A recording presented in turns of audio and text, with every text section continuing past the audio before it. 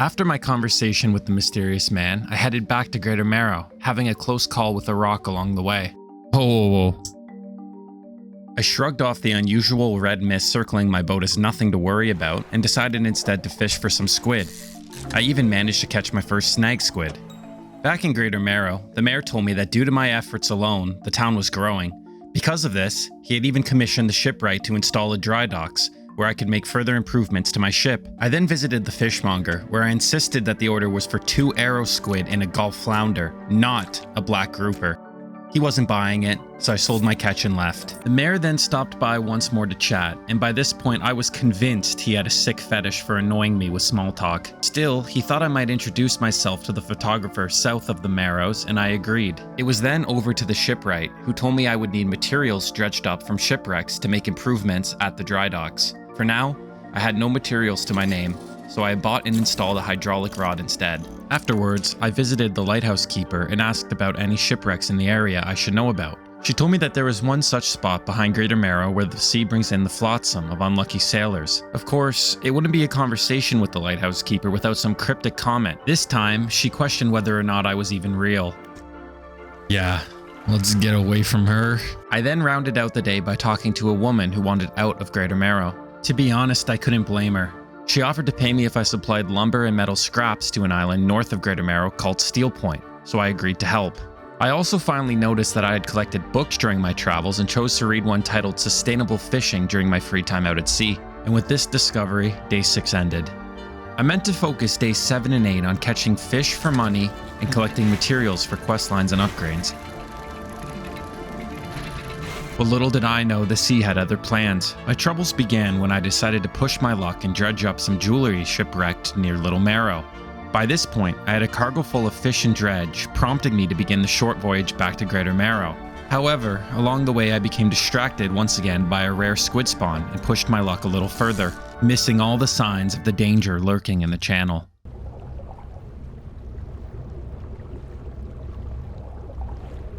Oh.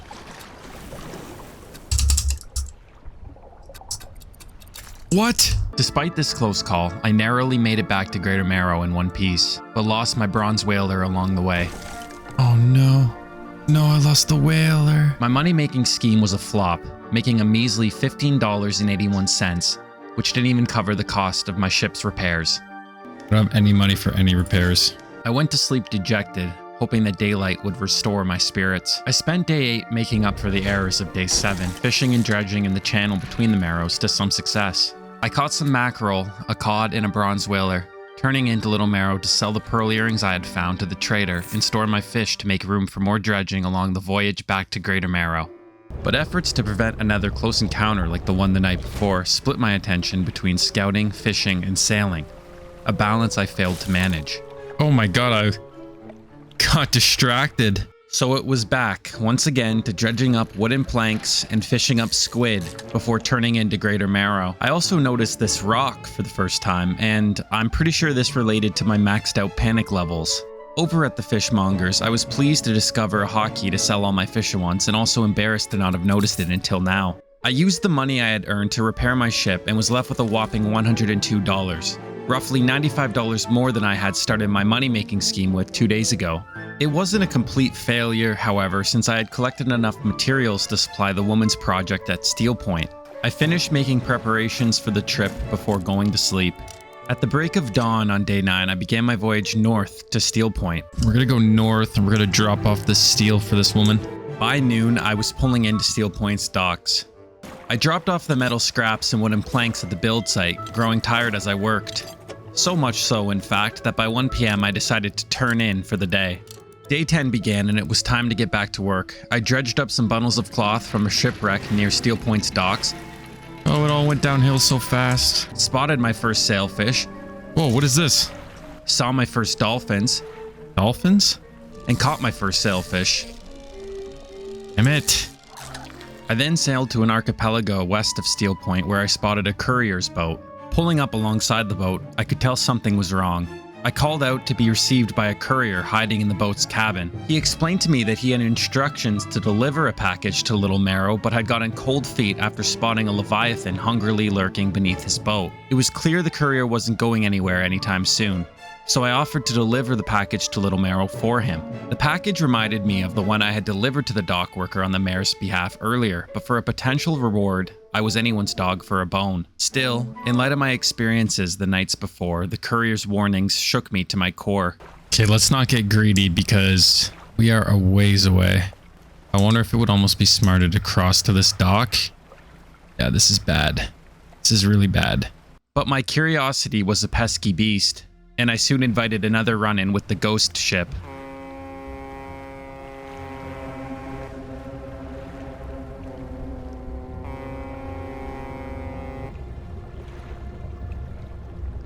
What? What? Wow, dude. I'm shaking in my boots. Jeez, that was no ship. It's a goddamn monster. But there was no time to cower at Steel Point like the courier. I had a package to deliver. I spent most of day 11 sailing the coast of the islands around Steel Point, retrieving dredge and scavenging the remains of a shipwreck before turning in to Little Merrow. Wait, hold up one second. I have to admit, being on this side of the editing process allows me to selectively choose what you see and don't see. This is sort of like having a superpower that allows me to be more entertaining than I probably am in real life and less of a ditz than what an unedited cut might reveal. So in the interest of being utterly transparent about day 11, let me explain what actually happened. It is true that I spent day 11 sailing the coast of Steel Point, but I did play around with the chronology of these events a tad.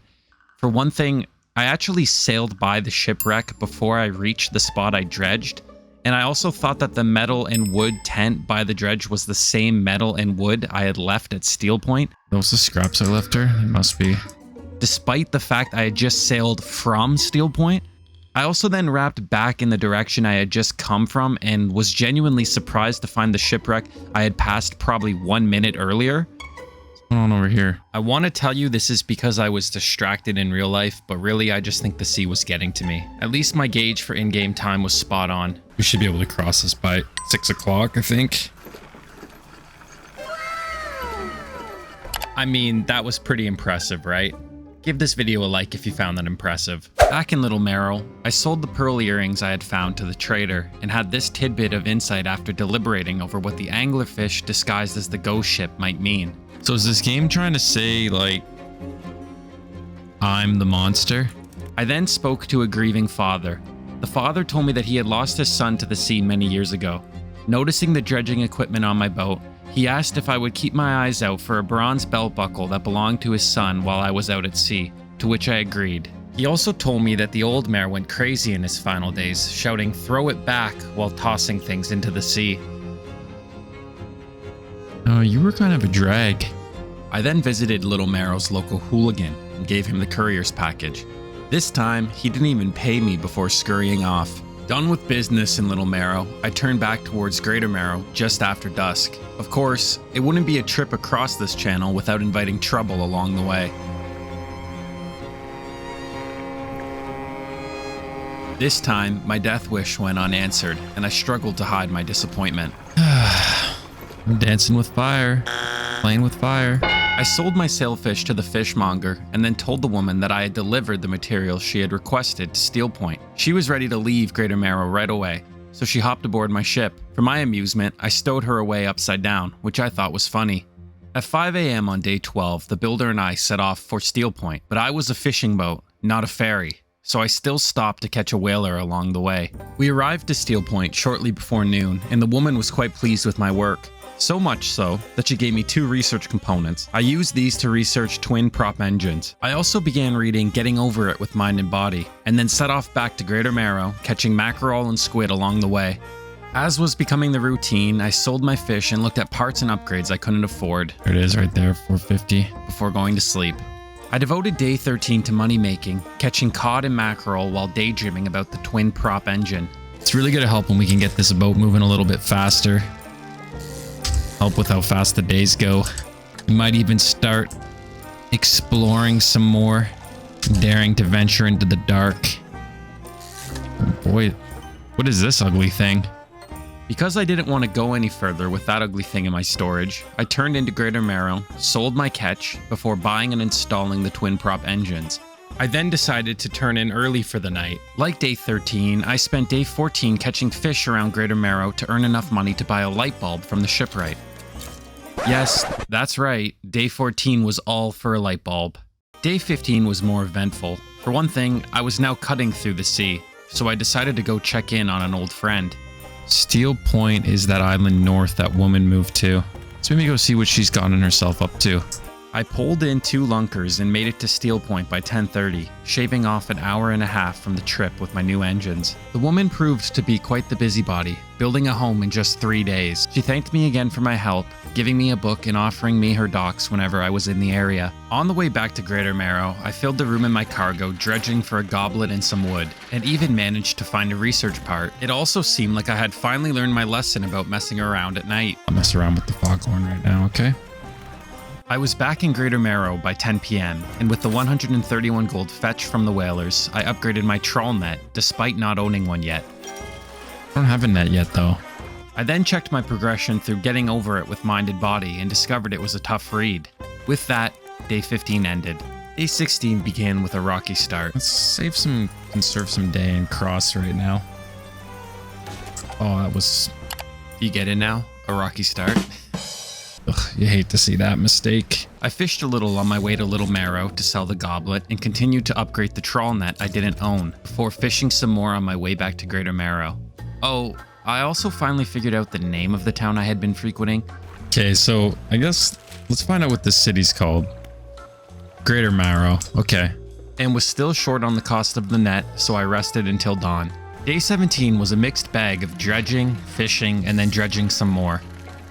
I also took advantage of the builder's offer to use her docks at Steel Point before turning in just before midnight. After a 3-hour nap, day 18 began. I put another research part towards an engine upgrade before embarking on an early morning voyage back to Greater Marrow. With trouble close by, I'd have to move quietly. He's going pretty fast. Do we go for it? I think we do. Despite a close call... Oh, that's worst case Ontario right there.